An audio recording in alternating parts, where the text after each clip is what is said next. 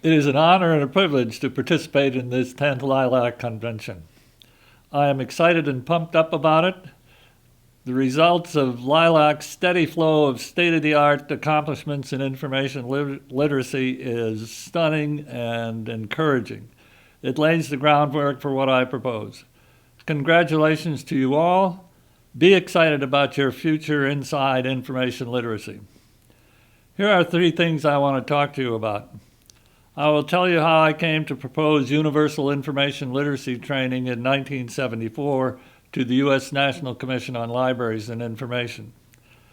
Then you may be shocked to learn how an emeritus Oxford University professor describes a silent crisis threatening the democratic countries today. Finally, we will talk about how this crisis offers information literacy a central role supporting democracy. By doing the things it is capable of for mankind, information literacy will create a new era of enlightenment. Here is how the information literacy came to be involved in the flow of history in the early days of the information age in 1974. The information industry was created at a Philadelphia meeting of information industry executives in November 1968, roughly at the birth of the information age. Prior to that time, no one seemed to know or care much about such an age, but here was a business community staking out the information age as its own, mostly because no one knew what an information product or an information industry actually is. Credit IIA with pushing the envelope to define what it meant and what it did. I entered the field when I met some key members of the IIA's founding group of company executives while serving as legislative assistant to Congressman Robert W. Kastenmeier. He chaired the copyright subcommittee of the House Judiciary Committee, considering the first revision of the 1909 copyright law in half a century. The information executives were interested in whether input into a computer was a copyright infringement. They knew that whatever the answer was, it would weigh heavily on their developing businesses. I was actually hired in December 1968 and started January 1st, 1969 as president of the IIA. My first priority was to grow the membership. As I traveled around the country seeking people engaged in the information business, I became a kind of Johnny Appleseed of the information business. Wherever I spoke, information companies sprung up. By 1989, the IIA had grown to 950 members. 5 years into its life, IIA members were discovering that workers in their markets literally had a trained incapacity to use their products. They knew how and were trained in the use of printed abstract journals, but not databases with the same information, which required skillful searching of mainframe computers to find answers. My proposal to NCLIST explained the new information service environment IIA was creating was introducing information services requiring user training in how to do mainframe computer searching of databases. Users need to have information skills, which I call information literacy. As the IIA grew, it became something of an arbiter of information policy issues. We successfully opposed the government printing office proposal to produce all government documents in 50x reduction ratio microfiche. Our members overcame objections of some European PTTs to an invasion of American databases, to name just a couple of the ways the industry was laying the groundwork for the internet and what followed. With the advent of the internet, it was clear that the need that gave rise to the words information literacy, basically the need to train people in the searching of mainframe computers, was pretty much resolved by the internet wave. That original brand of information literacy is not as large an issue today. However, long live information literacy in the internet age and beyond. That's when all of you pitched in and carried us forward to where we are now. So let's turn to the Oxford professor who is asking the question, are we heading for the fall of democracy? The Washington Post on Sunday, March 23rd, 2014, carried an op-ed piece asking just that question. It was by Steinringen, an emeritus professor at Oxford University. He cited the fact that the Greeks, noted for creating democracy, had enjoyed 250 years of its successes. But when privilege, corruption, mismanagement took hold in Greece, the light of democracy went out, he said. He said Britain's past two governments came up against concentrations of economic power that have proven politically unmanageable. And as to America, he said it faces a link between inequity and instability or inability to act that is on sharp display.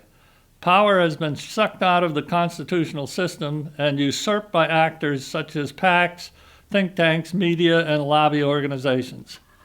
In Athens, he concluded, democracy disintegrated when the rich grew super rich, refused to play by the rules, and undermined the established system of government.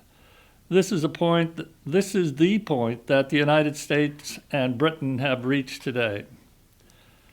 Similar stories on other issues have identified the trend creating this crisis: increase the power of the mighty and decrease the power of everyone else. Information overload can contribute to this disruption of democracy. Ironically, it is a fact that more and more information becomes a double-edged sword. Information helps solve problems if we know how to do it. If we don't know how to navigate the overload, it leaves us open to the control of vital information by others who have the resources and purpose to confuse, distract, and overwhelm the citizenry's best efforts. For many, discouragement and frustration disable them, and apathy follows. Who controls the switches of information rules and controls how the issues are articulated and resolved. In history, there are many examples of how information controls have been used. Right here in England, William Tyndale published the first English Bible against the prohibition of Henry VIII and paid for that heresy with his life. He was captured, tried, convicted, and strangled before being burned at the stake. Information literacy has the power to create a new era of enlightenment.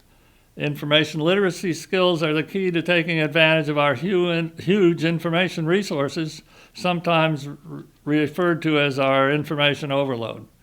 People can be taught how to navigate through the overload to find answers to their problems. Information literacy training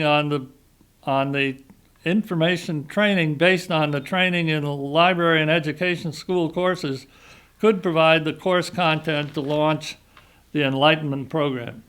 It in turn will empower average citizens to navigate information resources, to get the answers, empowering them in the vital matters of their lives and their countries.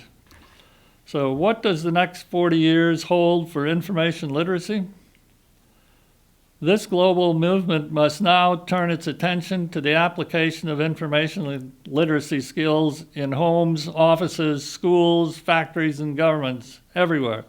This will enable democratic forces to deal with the corruption and undermining of democracies. Disinformation efforts disrupting citizen consideration of alternative policies will be reduced in their power. By providing good information, citizens won't be confused into voting against their best interests. This then is a call to action to the information literacy advocates, experts, librarians, educators, information businesses to focus on extending the information literacy training on the universal basis I first suggested in 1974. I am working on a global plan to engage members of the public around the world in the program of information literacy demonstration projects. This will provide citizens information literacy experiences with follow-up activities to encourage them to seek more complete training. It is called the Information Action Coalition. It seeks to create a global network of local organizations to support coalition members in extending university information literacy training. It is worldwide in its intent and perspective. I say again the magic words, a global network of local organizations. Not a national network, not a U.S. network, and definitely not a command center. The whole world stands at the doorstep of the new era of enlightenment. The Information Action Coalition is designed to provide the means for all of us involved to coordinate our efforts and to learn from the experience of local organizations at home and abroad. My vision of your information literacy group, for example, with your sophisticated capabilities, has an essential role to play in sharing the lessons it has developed and learned with the members of the Information Action Coalition. That would help shape, apply experience to, and move the ball forward for information literacy. Groups like your Information Literacy Group and LILAC do a great job moving everyone by providing sheet music that common-minded people can easily follow. We have to figure out what will work best in the UK, Europe, and around the globe. The Information Action Coalition plan is in a beta test in my home county in Maryland. The Prince George's County Memorial Library System Director is working with us on the beta test. The coalition is exploring with the Prince George's County Economic Development Agency the economic development prospects of this information literacy initiative for its job-creating functions.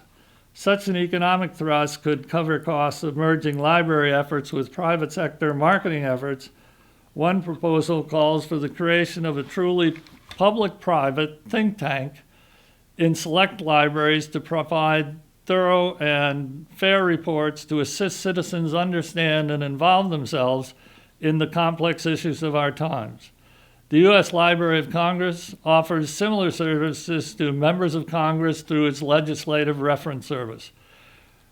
There are in the United States over 3,100 counties with public library systems, and this offers a possible broad geographic foundation for a nationwide information literacy training program.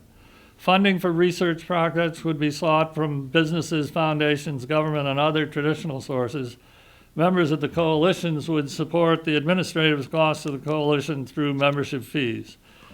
The Information Action Coalition has adopted the following mantra: learn to read, then read to learn. Learn to search, then search to learn, to live sustainably free. The information industry, by creating the information services environment I spoke of in 1974, has changed the world. Now a universal information literacy training program can help the world change through creating a new era of enlightenment. I've enjoyed being with you. Thanks for your attention.